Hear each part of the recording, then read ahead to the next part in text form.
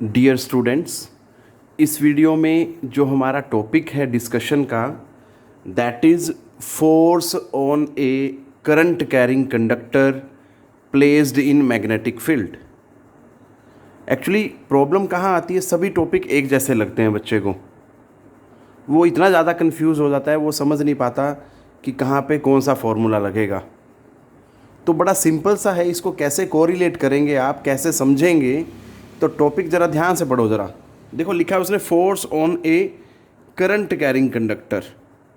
ठीक है, मतलब एक ऐसा कंडक्टर जिसमें से करंट फ्लो हो रहा है, उसको हमने मैग्नेटिक फील्ड में रखा है।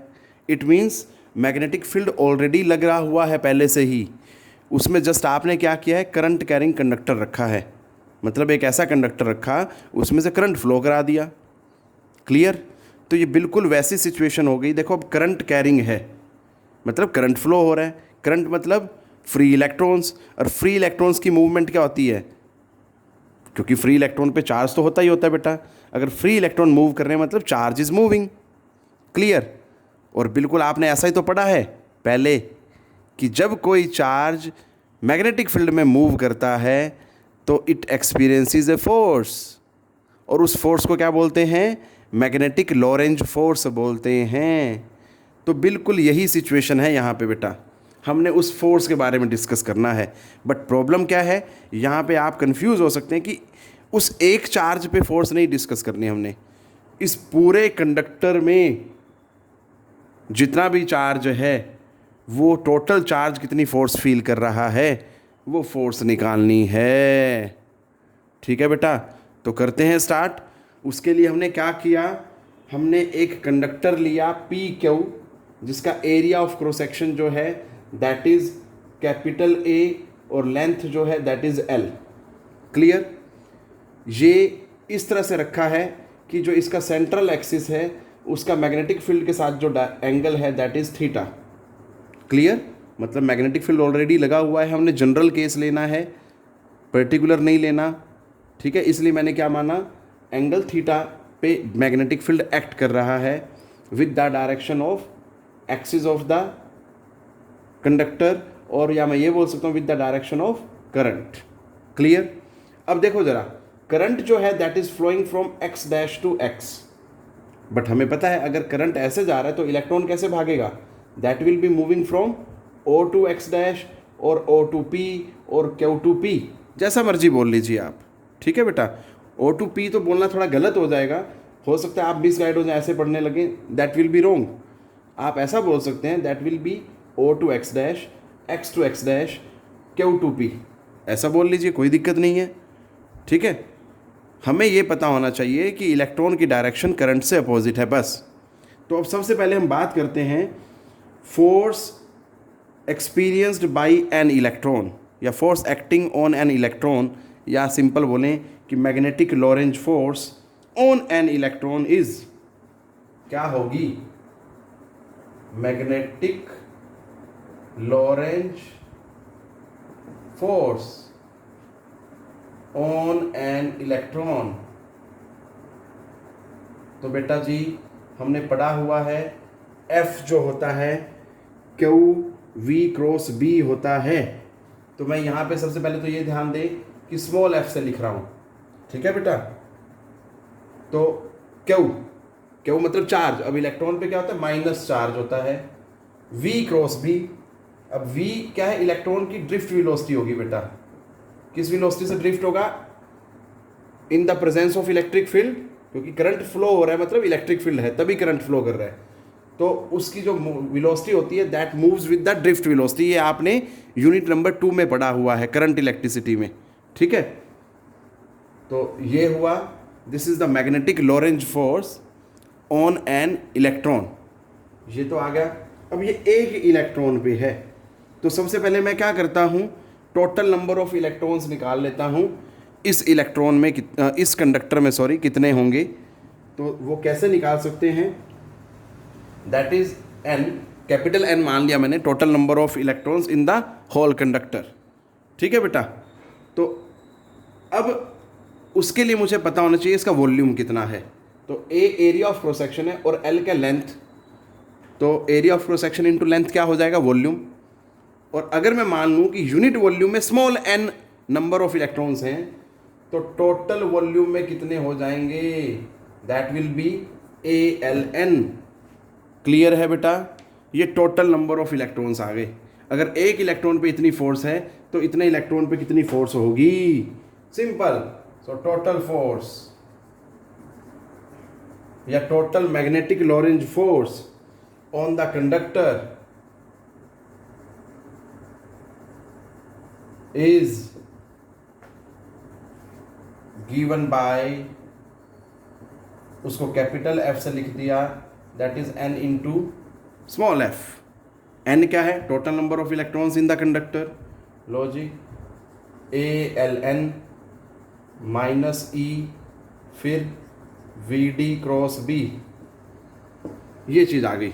मैं इसको अगर सिंप्लीफाई करके लिखूं तो ये क्या बन जाएगा, that is minus ALNE VD cross B।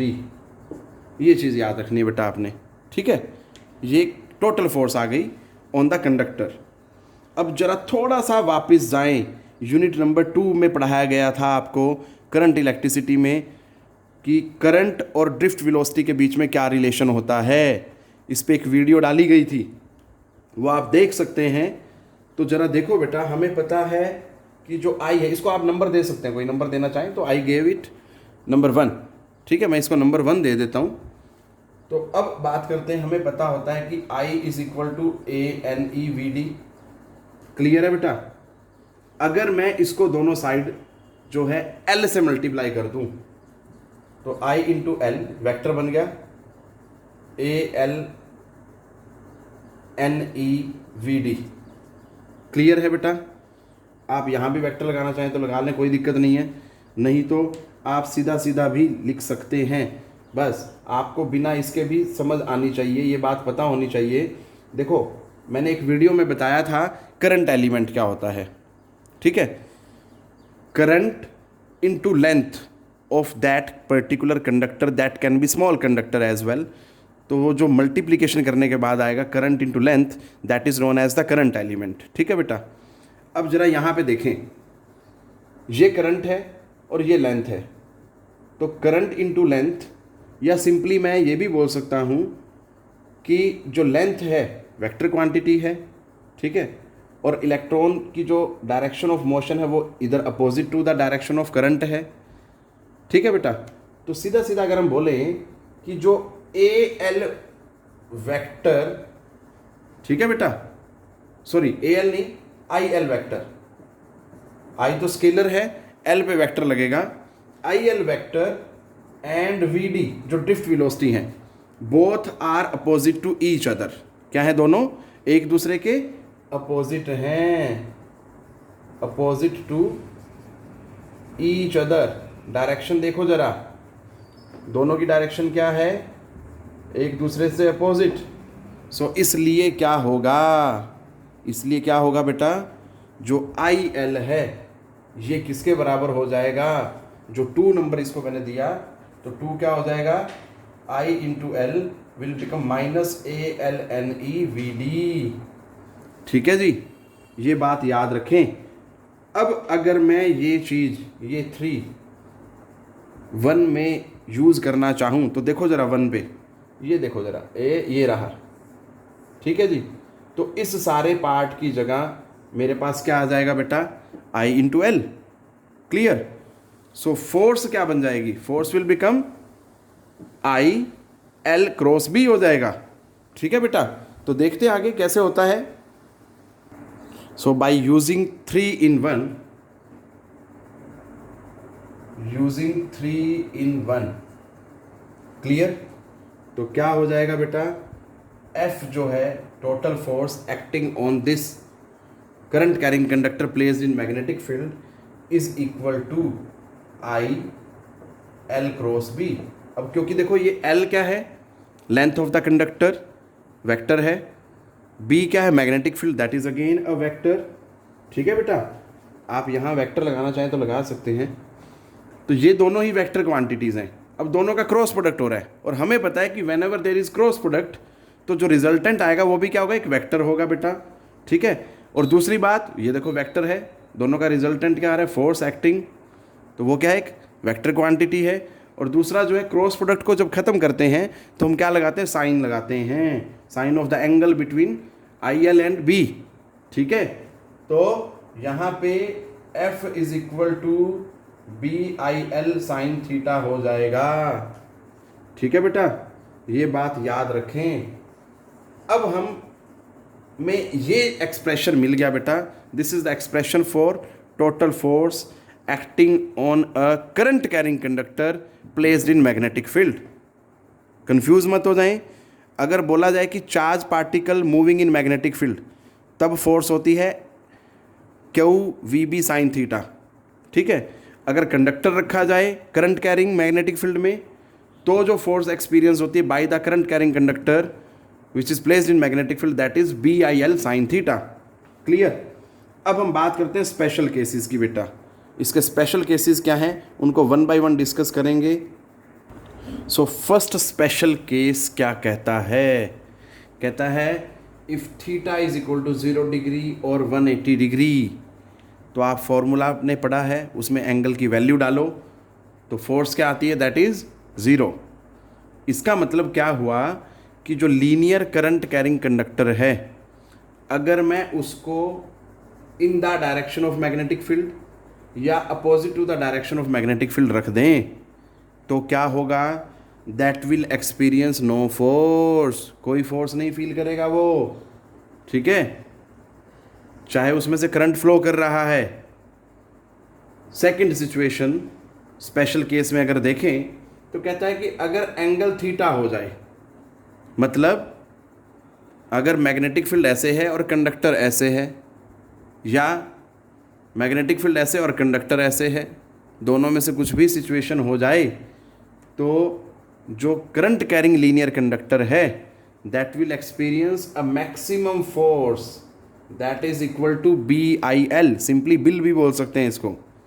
ठीक है, जो इंग्लिश वाला बिल होता है उसकी स्पेलिंग BILL होती है, तो बस थोड़ा थोड़ा उससे मिलता जुलता है ये। ठीक है, एक एल नहीं है यहाँ पे, तो आप उस तरह से भी इसको याद रख सकते हैं। This is the maximum force, clear है, which a current carrying straight conductor experiences when placed perpendicular to the direction of the magnetic field. अब ये फोर्स फील कर रहा है तो बेटा फोर्स की डायरेक्शन भी होगी, तो डायरेक्शन जो है that is given by Fleming's left hand rule, जो आपने 10th में पढ़ा है। आप इस पे अप्लाई करके देखेंगे कैसे निकलेगा। ठीक है बेटा, डायरेक्शन कैसे निकालेंगे आपने ट्राई करनी है, by applying Fleming's left hand rule और by right handed screw rule, दोनों में से कोई भी लगा सकते हैं। दोनों की हेल्प से हम direction of the force experienced by the linear current carrying conductor placed in magnetic field निकाल सकते हैं। This is all which I wanted to discuss बेटा। टेक केयर, पढ़ते रहें।